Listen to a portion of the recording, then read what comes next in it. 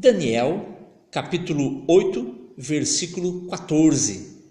Daniel 8,14 diz assim: Ele me disse, até 2.300 tardes e manhãs, e o santuário será purificado. Esse texto, ele apresenta aqui um período profético, mas a base da compreensão desse período profético é justamente essa numeração, 2.300 tardes e manhãs. O que significa 2.300 tardes e manhãs? Algumas pessoas dizem que tardes e manhãs esteja aqui se referindo aos sacrifícios que haviam da tarde e da manhã. Então, como se fosse 2.300 ou 2.300 tardes e manhãs, seriam 2.300 sacrifícios da tarde e da manhã. E como eram feitos 2 sacrifícios por dia, então significa dizer que seria um período de 1.150 dias, seria metade desse período. Mas a Bíblia em nenhum lugar se refere tarde e manhã aos sacrifícios da tarde e da manhã. Apesar de ser uma linguagem parecida, ela é muito diferente, porque sempre que fala na Bíblia dos sacrifícios que tinha de manhã e à tarde, sempre usa essa expressão, manhã e tarde, e não tarde e manhã.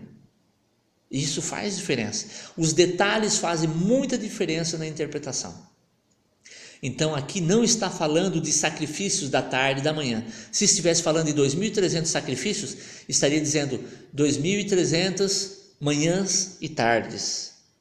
Mas está usando a linguagem diferente. 2.300 tardes e manhãs. E o único paralelo na Bíblia, que encontra falando de tarde e manhã é em Gênesis no capítulo 1.